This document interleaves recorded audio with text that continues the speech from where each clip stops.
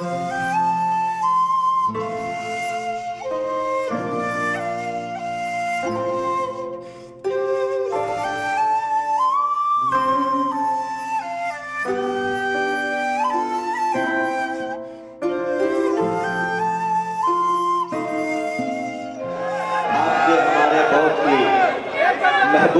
सियासी लीडर, सियासी रहनुमा अली जनाब अबू आसिम आज़मी साहब तशरीफ़ ला रहे हैं। मैं चाहता हूं कि उनका इस्तकबाल किया जाए और ज़ोरदार तालियों से इस्तकबाल होना चाहिए।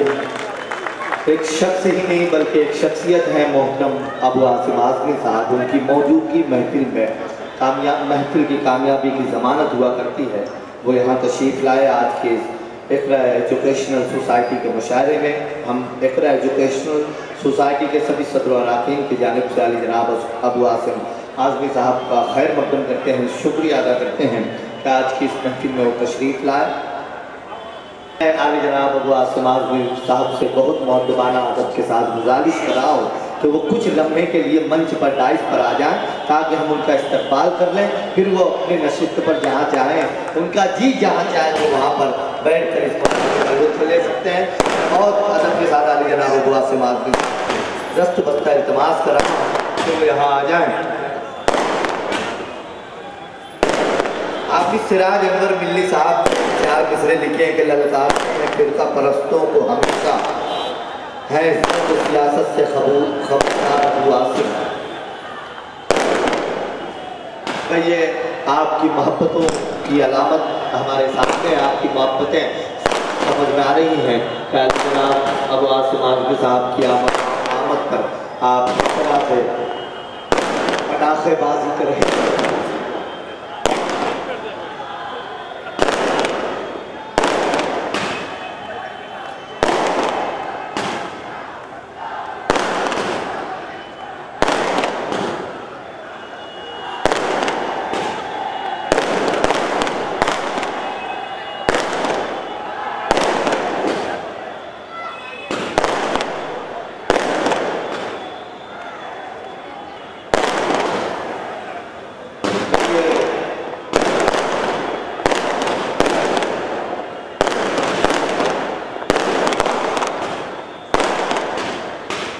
हाफिज़ सिराज अनवर साहब के 4 मिसरे मेरे सामने दिए गए हैं।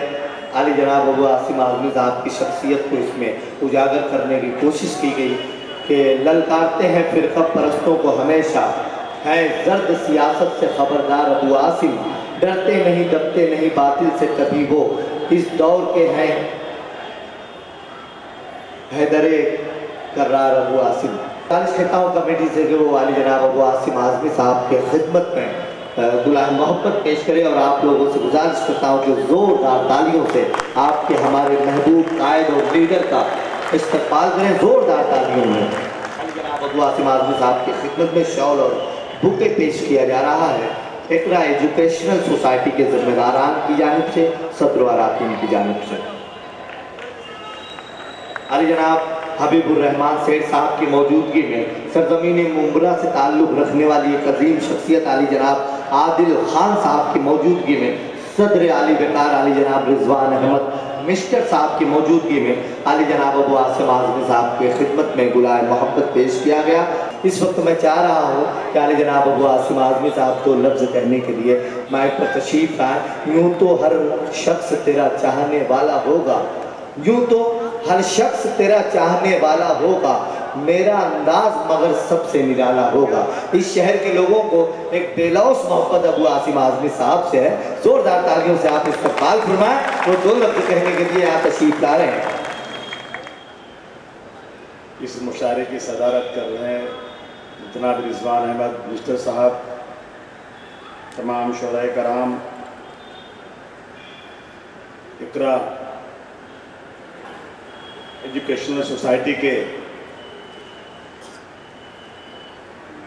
ज़िम्मेदारान महमूद साहब,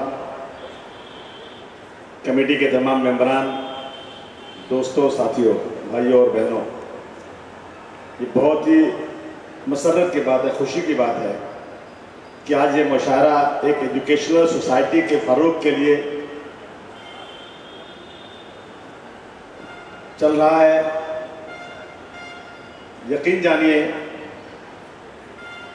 आज इस मुल्क में अगर मुसलमानों को सबसे ज़्यादा कोई चीज़ ज़रूरी है तो बच्चों में तालीम हासिल करना ज़रूरी है।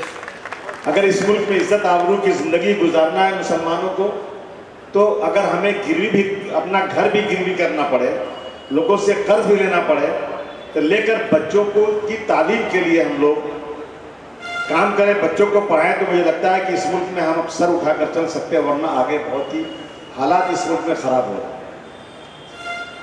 मैं एक ही बात कहूँगा इकरा सोसाइटी के लोगों से कि आज इस मुल्क में एक तरफ कुछ लोग हैं जो हमारी हिस्ट्री को बर्बाद करने में लगे हुए हैं, मुसलमानों की कुर्बानियों को फरामोश करके एक नई हिस्ट्री लिखने में लगे हुए हैं। जो सरकार दिल्ली में बैठी है उसने कमेटी बनाई है और वो कमेटी दिल्ली में बैठकर एक नई हिस्ट्री तैयार कर रही है कि ये मुल्क सिर्फ एक जात एक बरादरी का है और इस मुल्क में रहने वाले तमाम लोग हिंदू तहजीब के हैं और हिंदू धर्म के हैं। इसकी तैयारी हो रही है।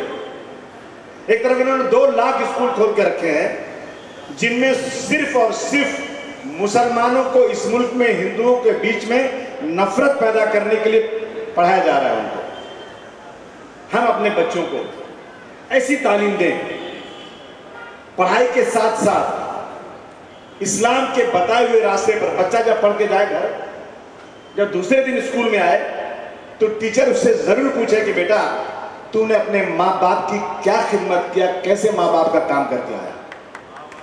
उसे ये जरूर पूछे कि तेरा पड़ोसी कोई बीमार था, तुमने उसकी आयादत किया कि नहीं किया, तुमने किसी भूखे को एक रोटी खिलाया कि नहीं खिलाया, तुमने नफरत खत्म करके मोहब्बत को बढ़ावा दिया कि नहीं दिया।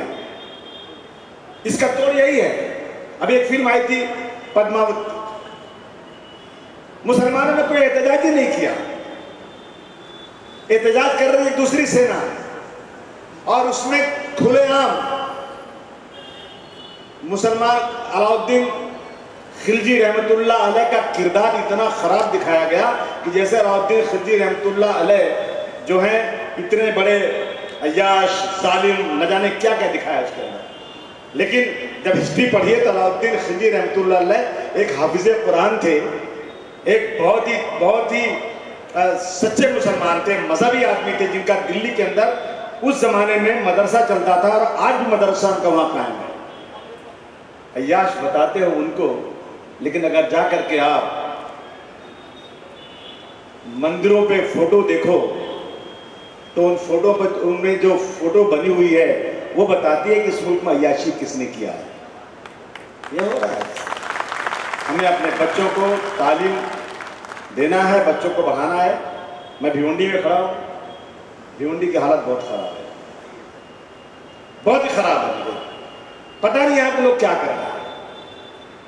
अभी मैं आ रहा था यहाँ से, जैसे मैंने सड़क बोला कल्याण सिंह से यहाँ तक, मुझे लगा कि मैं पता नहीं कौन से गांव में, गांव की सड़कें भी आजकल बन गई, इतना खराब रास्ता कि मैं क्या बताऊं आपको। मैंने असेंबली में इतना ज्यादा भिवंडी के लिए बोला आपकी बात, इतनी ज्यादा मैंने डिमांड किया कि हमारे नरेंद्र मोदी जी दुनिया के हर मुल्कों में घूम घूम करके जाके लोगों को बुलाकर यहाँ पर हिंदुस्तान के अंदर कारोबार खोलने की बात करते हैं और सिर्फ थाना से 15-20 किलोमीटर दूरी पर इतनी बड़ी इंडस्ट्रियल एरिया है और इसे निगलेक्ट किया जा रहा है। इसके साथ खुला सौतेरापन किया जा रहा है। वजह उसकी सिर्फ एक है कि भिवंडी माइनॉरिटी की आबादी, मुसलमान ज्यादा बसता है। मुसलमानों को जानबूझकर ये सरकार बर्बाद करना चाहती है। आज की सरकार में महाराष्ट्र में जितनी भी स्कीमें हैं, माइनॉरिटी कमीशन चेयरमैन नहीं, हज कमेटी चेयरमैन नहीं, उर्दू एकेडमी चेयरमैन नहीं, बॉडी नहीं।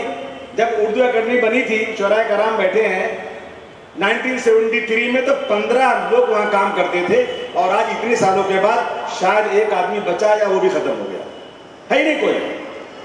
माइनॉरिटी कमीशन बंद। एक मौलाना आजाद फाइनेंस कॉर्पोरेशन बना था कि मुसलमानों, गरीब मुसलमानों को लोन दे करके उनको अपने पैरों पर खड़ा किया जाएगा। 4 सालों से 1 रुपया लोन नहीं दिया गया, उसका कोई सदर ही नहीं है। हालात बहुत खराब है मुल्क के। और भिवंडी जैसी जगह में हम लोग बीजेपी और शिवसेना को जिताते हैं, क्या होगा? सिर्फ हम बात करते हैं कि हम मुत्तहिद हो जाएं। याद रखिए दोस्तों, ये हमारा शहर है। हमारे इस शहर में अगर हमारे लोग चुन कर नहीं आएंगे तो कौन चुन कर आएंगे? कुछ काम होता है, शिवसेना वाले कुछ काम कर रहे हैं इस एरिया में, कोई सड़क बना रहा है, जरा बोलिए ना, कुछ काम हो रहा है? और हम लोग अपने वोटों को बांट करके उनको चुन के ला के देते हैं। आइए अहद कीजिए कि हम सब इन उंगलियों की तरह से अलग नहीं बल्कि मुट्ठी बनाकर एक हो जाएंगे। चाहे शिया हो, सुन्नी हो, देवबंदी हो, बरेलवी हो, सब एक साथ खड़े हो जाओ। मैं ये नहीं कहता हूँ कि मुसलमानों की पार्टी बना लो, लेकिन उन हिंदुओं के साथ हम तालमेल करें जो हिंदू इस मुल्क के अंदर भाईचारगी चाहते हैं, जो फिरका परस्ती को दूर करना चाहते हैं। इंशाअल्लाह ताला अभी शेर पढ़ा आपने कि जो लौ बढ़ती है उसे बुझा दिया जाता है। इंशाअल्लाह 2019 में वो बड़ी लौ भी बुझा दी जाएगी। उरूज हो गया, बहुत दिन का दिमाग खराब हो गया, बहुत दिमाग खराब हो गया। इंशाअल्लाह ताला घूम लो प्रधानमंत्री जी, जितने मुल्क बचे हैं और घूम लो। इंशाअल्लाह 2019 के बाद धोबी का कुत्ता घर का ना घाट का। अब तो गुजरात में जाकर मुख्यमंत्री भी नहीं बन पाओगे क्योंकि प्रधानमंत्री बन चुके हो। और इंशाअल्लाह बुआ और भतीजा एक साथ खड़े हो गए, पूरे मुल्क की तस्वीर इंशाअल्लाह बदल जाएगी। दुआ कीजिए ये जो है अलायंस बरकरार रहे। मैं मुबारकबाद देता हूँ इकरा के लोगों को और उनको वादा करता हूँ इंशाअल्लाह ताला जो भी हमसे बनेगा हम आपके साथ खड़े रहेंगे। बहुत बहुत शुक्रिया। बहुत बहुत मुबारकबाद पेश करते हुए जनाब अबू आसिम आज़मी साहब, गुजारिश करूँगा कि बैठें, शुरा इकराम